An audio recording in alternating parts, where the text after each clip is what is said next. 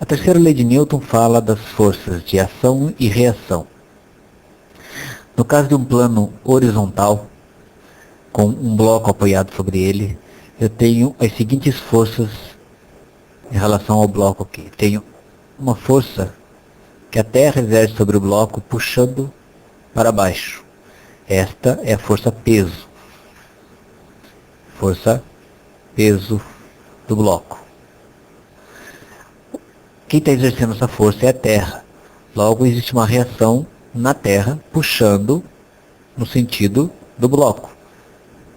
Essa força, ela não desloca a Terra porque a inércia da Terra é muito grande, mas ela existe. Devido a essa força-peso, devido ao fato do bloco estar sendo puxado para baixo, ele empurra a superfície de apoio também para baixo com uma força igual ao peso, mas que não é o peso. Eu chamo de força de compressão, porque o bloco está comprimindo o apoio. O apoio também reage uma força para cima igual em módulo, que é chamada força normal, N. Normalmente são essas duas que aparecem nos diagramas de força, né? Nos problemas de física, nos exercícios, aparece sempre a força normal e a força peso. A força de compressão e a força de reação lá sobre a Terra não são apresentadas, mas elas existem. No plano inclinado, ocorre que a força peso, que sempre é dirigida verticalmente para baixo, vai se decompor em outras duas forças. Eu posso representar aqui, ó. Uma componente dessa força, ela vai estar dirigida paralelamente ao eixo, ao plano inclinado. E a outra vai ser perpendicular à superfície de apoio. Então tem que usar decomposição vetorial aqui. Então vou decompor aqui em dois outros vetores.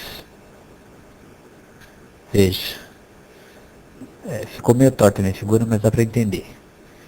Vou ter uma componente, então, paralela ao plano e uma componente perpendicular ao plano.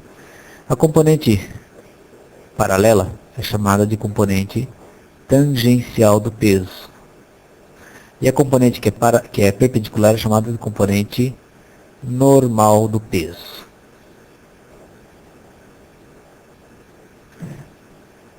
Componente normal da força-peso. Estamos entendidos?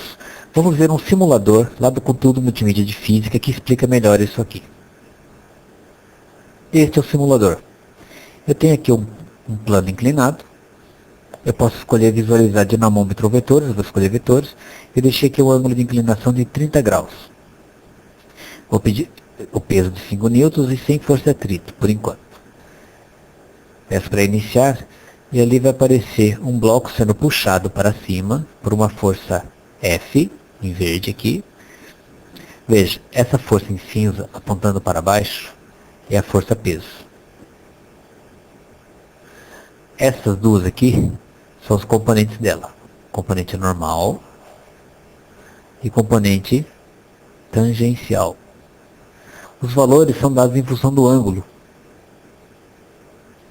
Como eu coloquei aqui um ângulo de 30 graus, a componente normal, Pn, é dado pelo próprio peso, multiplicado pelo cosseno do ângulo.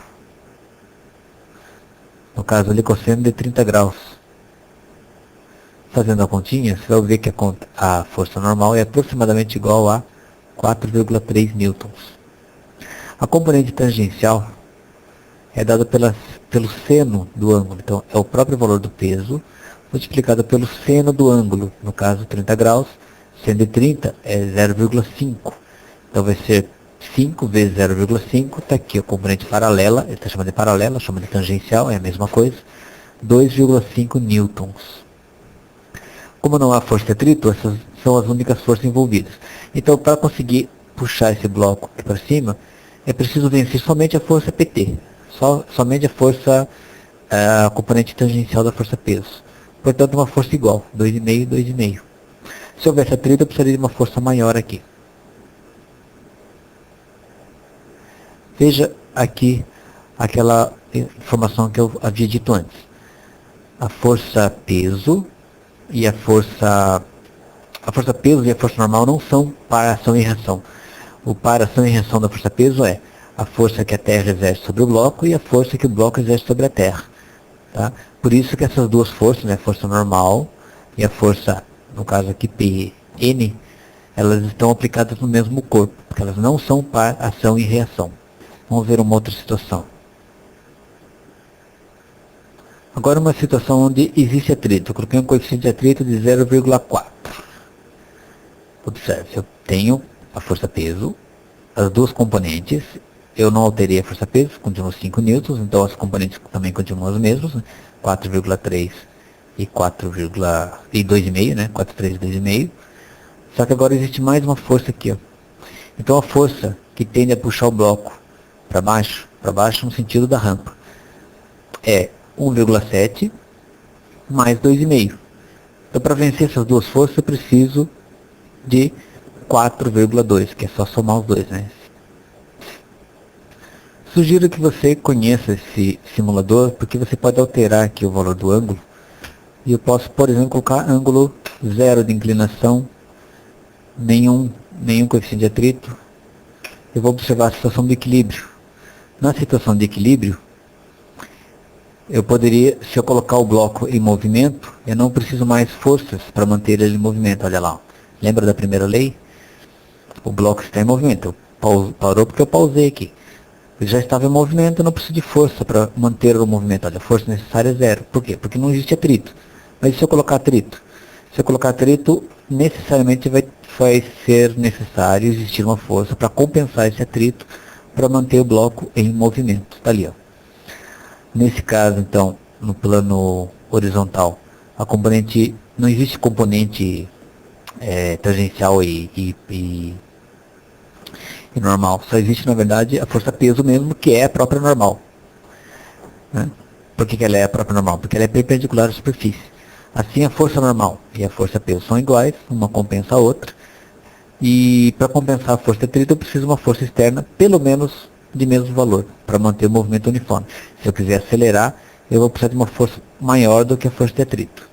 Se eu quiser parar, eu posso diminuir a força que estou exercendo, o atrito vai acabar resultando em uma diminuição de velocidade, até que eu deixe de exercer a força e o atrito faça parar.